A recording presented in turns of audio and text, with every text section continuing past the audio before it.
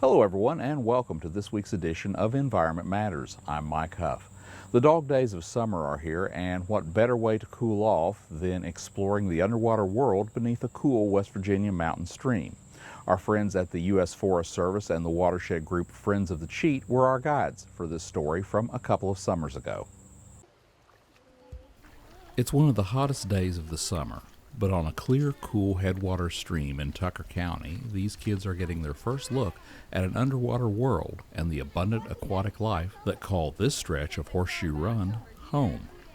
Usually they start screaming and it's through a snorkel, so there's a lot of roar, and you learn to talk snorkelese over the years, and a lot of excitement. And then once the kids learn a few things, they're calling out, "Oh, that's a mayfly! Oh, that's a greenside darter!" And so they learn them pretty quick. These educational outreach events are organized by the U.S. Forest Service and the Watershed group Friends of the Cheat. And for first-time participants, it's an eye-opening experience. It's a well-protected, forested watershed, so we have nice, clean water, abundant aquatic life, lots of fish, macroinvertebrates, and crayfish. And we get the kids in the water, and sometimes the parents in the water, go snorkeling. And we explore the underwater realm in a way that, you may have been around the creek your whole life, but you didn't realize it was there until you get beneath the surface. I kind of like to use the analogy, it's like hiking underwater. So instead of bird watching and watching deer and raccoons or bears, we're watching fish and crayfish and other aquatic life. And it just gives a new perspective on a resource that we have available on our public land. The reaction's been really great. They're always really excited to get out.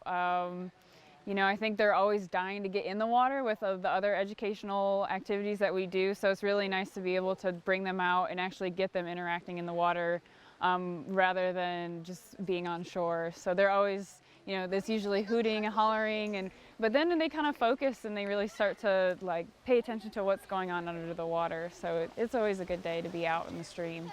These are the best days, This is not really work anymore when we're doing this. So when the greatest thing for me is to see kids learning and enjoying the resources.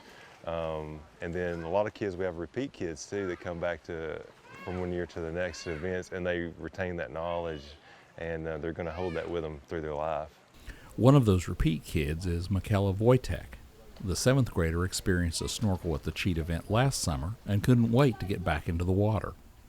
You can see all the nature. It's wonderful out here. It's beautiful. See all the nature and catch stuff. It was very interesting. So it's interesting to see all this stuff. It's wonderful to have this here. Organizers say they hope participants come away with a new understanding of the underwater environment and the importance of protecting and preserving it. I think it's really hard to connect to a resource if you don't get to see it up close and personal and get to learn about the stream by seeing what's underneath it. And the first time I snorkeled in a stream was actually probably about 5 years ago. So I was already in my early 20s and fell in love with the aquatic resources, but hadn't gotten a chance to see things up close. And it was just a whole new world. And it really changed my perspective on the importance of water quality and species diversity.